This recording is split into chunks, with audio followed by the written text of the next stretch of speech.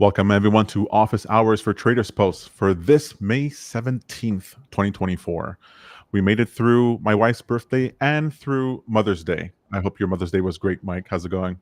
It was. We had a sort of spontaneous day planned, but one thing I did do for my wife that she really enjoys is escape rooms. So we had that all scheduled and ready to go for Sunday afternoon, and it was pretty good. We as a family have done 8 or 9 of these now, and we've completed all of them in under the hour time limit that they typically give you. This one was a bit more challenging, and we got it like if they had given us 5 more minutes, we would have done it. But unfortunately, we didn't win this time. Oh, I love when you failing at a good game right at the end, because then it means that you get to try it again in the future and have that dopamine rush. Exactly. I gave my mom the best thing you could, which is I told her we were going to go see her, and then I told her we're not going to go see her.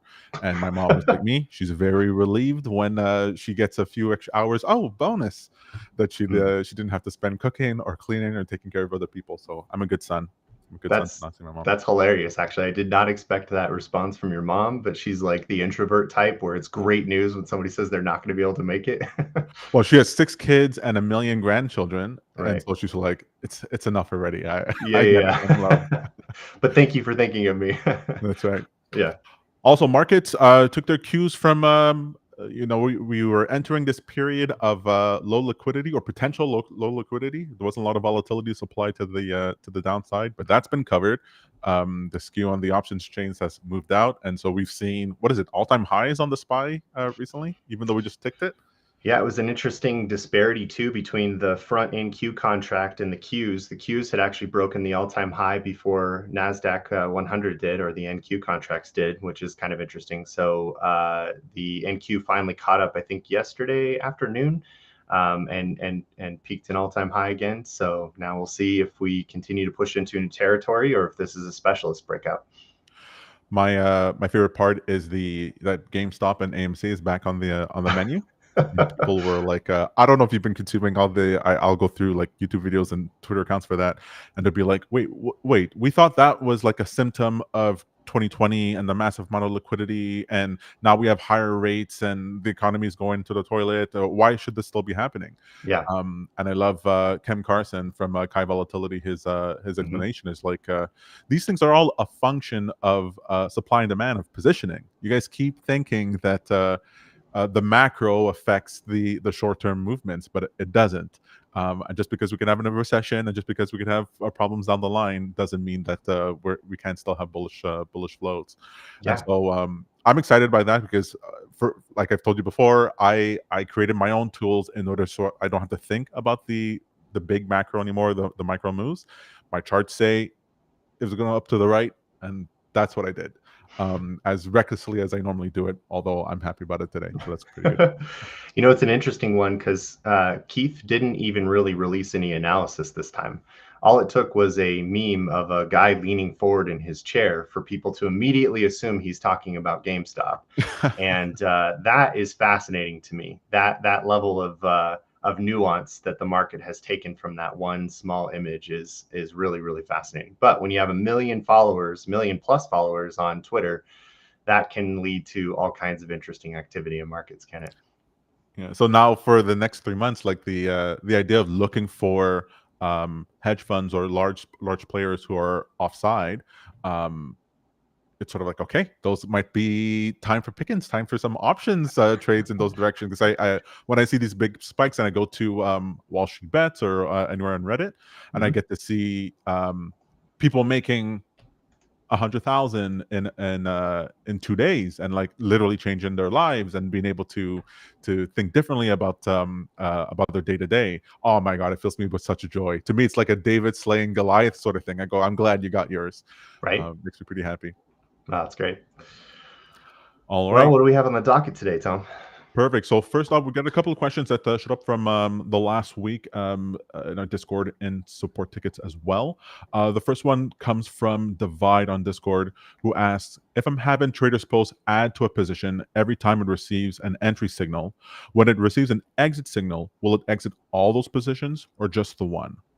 It'll exit All of them, and that is because we treat a single ticker as a position. So if I have sent a signal to buy 1 share of Microsoft and then followed up to add a share of Microsoft, I now have a position of 2 shares. And the way that TradersPost manages this is by actually analyzing how many shares or contracts you are holding with your broker at any given point in time. So we actually do the position management for you. If you send an exit signal, you're basically saying, I want to exit my entire position of all of my shares in this particular symbol. And so we will flatten that position down to 0. You'll go from 2 shares down to 0 shares. We never treat an individual trade as a position. It's effectively the number of shares or contracts that you're currently holding, long or short, that we treat as a position. So if you're holding, let's say, 10 shares short of Microsoft, then it would be negative 10 shares, and we would flatten that to 0 as well. If you sent an exit signal, you'd go from negative 10 to 0. Perfect. Well, I mean, that would be the preferred behavior for, at least for me. That's what I would prefer. I know that when I'm trading, or when I used to trade manually on TradingView connected to the broker, and I would do one trade on the interface and then another trade using the app or whatever for the broker, and then I had to go and manage and make sure that, oh no, when the position size that I have on TradingView is no longer representing, like, matching with the orders I have in my broker. It was just this whole problematic scenario. So I much prefer that idea that, okay, I'm dealing with this ticker as a position, and TraderSpost is treating it that way. Exactly. Yeah, I think it takes a lot of the extra math and work away from the end user or our customers to even have to worry about managing where they're at in their positions. If you're sending fairly simple entry orders, and then you send a final exit order, you don't have to search for how many you've sent so far. Maybe you've sent four signals to enter, and then if you just send a single exit signal, we'll just flatten whatever you have. Perfect. All right, next up, question is from Joe, also from Discord. He asks, when stop loss and take profit orders are set as limit entries and stops, are these orders placed immediately upon entering the position, or are they sent to the market broker as limit orders when the price reaches a certain level?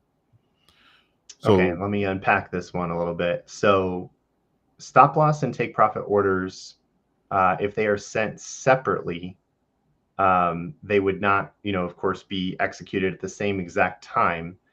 He's asking if they're set as limit entry and stops. If you do send a bracket order to the broker, which not all brokers support, but a lot of them do, TradeStation is a good example of a broker that supports this, then you would have a limit entry order, and then you could attach a limit take profit and a stop limit order along with that. Those 3 orders would be executed at exactly the same time the moment that you enter, and they're executed at the broker level, not from TradersPost. So we're essentially sending the instructions of the whole trade to the broker, and the broker is executing it accordingly from there.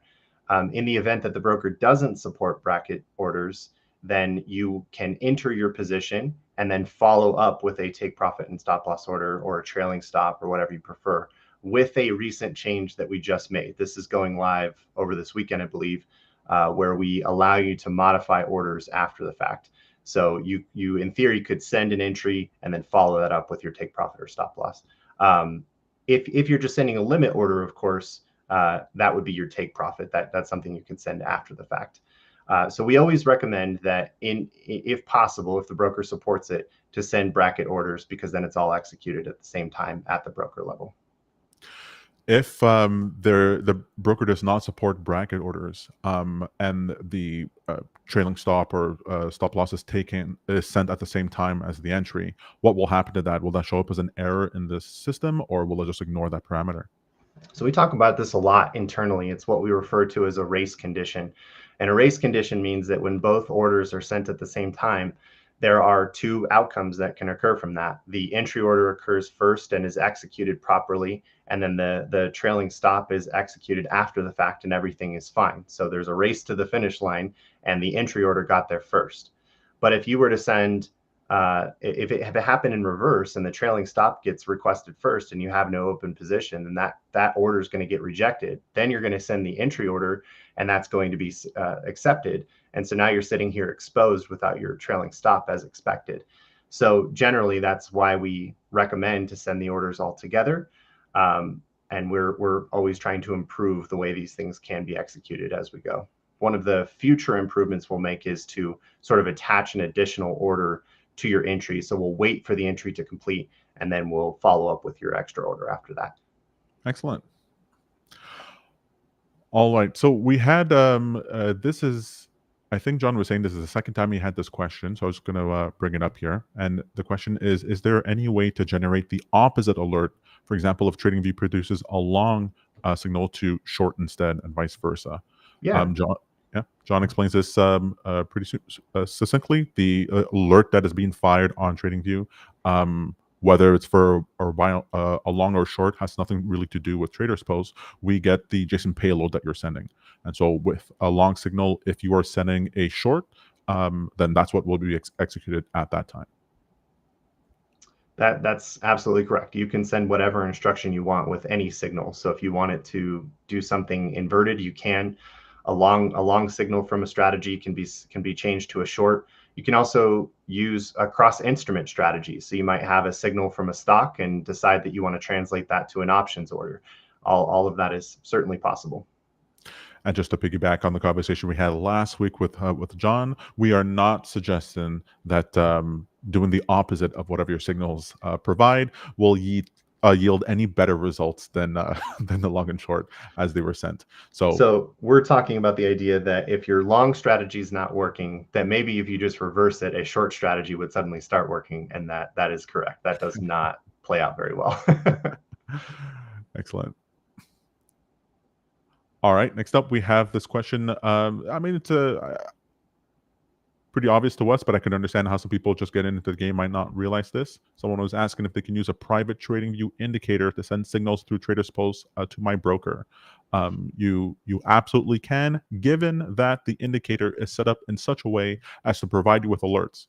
Right. So if you're not messing around with the code and you can't even access the code, well, then the script needs to be set up in such a way that in the create alert dialog panel on TradingView or whatever platform you're using, it does allow you to tie the JSON message that needs to be sent to us. So as long as that can happen, you can turn a private indicator into a working strategy. And finally, we have here, this is a general question. It's been popping up more and more recently, or every now and then it bubbles up, and that is questioning how reliable is paper trading or the performance results you get when paper trading versus on a TradersPost paper account or on a paper broker at your broker. How relevant are those performance metrics to live trading? Do you have any thoughts on this, Mike? There's a margin of error. There's always going to be a margin of error. How big that margin of error is depends on how you've executed your trades and whether you've accounted for slippage and commissions. The slippage cost, I think, is often bigger than people realize, especially if they're sending market orders. If there's low liquidity within the symbol that you're trading, you could experience fairly large slippage, especially in asset classes like crypto. If you send a market order in on one of these really tiny coins, you could experience as big as 5 or 10% slippage on a single order. So the simulator does not account for that large of slippage because we don't have a perfect understanding of exactly where the depth of the market was at the time that you would have wanted to execute the trade. And if you're not accounting for that, then the backtest can look much more performant than the actual live results. So one of the areas that I look forward to after I've really tested a strategy pretty thoroughly and accounted for slippage and commissions and variability in market conditions is the walk forward test, where I'll just put a small amount of capital in front of a strategy and continue to test that strategy in a live market condition for a short period of time. Let's call it 2 or 4 weeks. So that I know for sure these orders are getting sent to the broker properly. The delay in order isn't going to cause any problems, and ultimately the strategy has some merit. I had this issue with a client recently where, and I guess I just didn't think about this. Um, I had subscriptions on TradingView to certain data feeds so that it wasn't delayed in my data, but the client didn't. And so when they ran the strategy, they were running on delayed information, um, and only found that out in live production. And so it's one of those things like you really want to pay attention to every part of this process and not assume anything until you're actually dealing with the live data. John made a comment on Discord, was like, um, this is not a hands-off exercise. Like, trading is not a hands-off scenario. Automated trading is not a hands-off thing. And the person specifically was saying, well, I'm using this TradersPost so that I can go ahead and do my job and do work, whatever, and have this trading for me. And you could totally understand that, but requires you verifying what's happening, requires you checking in, understanding that it's almost like an employee that you're managing, as opposed to, some lawyer that you're hiring and they come back 3 months later with whatever you ask them to do. Here's your money. The market just delivers you this money automatically. No, that's not going to happen. And then there's all these types of quirks that occur where, aside from delayed information, you can have where trade logs and the behavior of paper brokers from your actual broker might not behave exactly in the way that you would expect it to behave with the live account. So for testing, like Mike was saying, with a small amount of capital, well, now you're exposed to like what's really happening. That makes a lot of sense. Yep, I think it's going to unearth a lot of those scenarios that you described. But I also like this idea of having to keep checking in with your automated strategies. I've run a number of software businesses over the last 25 years, and the idea that you could just start a software company, write a bunch of code, get it launched in front of customers, set it up with a subscription, and then just walk away and go head to the beach for the next 6 months. That's obviously not how it's going to work. So I would treat it like it's your own little software company. It's here to generate profits for you, and you've got to check in on it almost every single day to make sure everything executed the way that you expect it to. Treat your trades like they're your employees, if you will. Did they show up to work on time? Did they do what they were supposed to do? And did we make money today? I find it so funny that to push against that idea, because I would need someone to coach me on the opposite. Like, stop checking everything all the time. Don't look at your phone constantly. Don't be sitting at your computer 24/7. I love the idea of having this. Well, I don't want to go live my life and have this thing run on my own. Oh my God, I'd never be able to sleep again. All right, so those are it. That's it for the questions that we had for this week. There is an announcement you wanted to make, Mike, as well, about subscriptions. You'd like to take that away? So we're going to celebrate Memorial Day a little early this year. We are going to offer a discount code. We don't normally do this very often, especially in the middle of the year. We usually wait till around the Black Friday period to offer any kind of promotion. But we are offering a promotion right now to new customers, those who've never signed up for TradersPost before. This would be your first subscription, and for the annual plans only. We're going to launch the promotion on the website, and you'll be able to see the discount code from there. But we're going to offer 30% off the annual plans. So look for that on the website, and we hope that you enjoy your experience with us. That's excellent. I know people every once in a while are poking around in the Discord server, like, "Hey, is there a discount, or is a discount coming?" Hey, we've listened to you. You're getting one this year. Doesn't mean you're going to get it all the time. Can't count on it year after year after year, but it feels like a good time for it. I'm glad you guys made that decision. For sure. Excellent. All right, so we'll leave it there for this week. As always, if you have any questions about TradersPost, you can post them in Discord. You can message us on support. You can tweet them out, or get in touch with us by commenting on a YouTube video. We always like to have your feedback. We always want to know what you're thinking, because we want to make TradersPost the best automated trader platform for you and your trading needs. And we're well on the way of doing that. I'm so happy with some of the things that are coming down the pike. Like, any day now, it's gonna be released. We're gonna be talking about that, and then the new brokers that are being added. When I see that list just keep getting longer and longer and longer, I think to myself, "Oh, I got in like near the beginning. That's pretty good. It feels pretty great." And always love to see Mike, John, and everyone else at the TradersPost team doing everything they can in order to make sure that the product is as good as it can be. So I'd love to wish you a great weekend, Mike, and let's hope the markets keep going up and to the right. Thanks a lot, Tom. Have a good weekend. Cheers, everyone.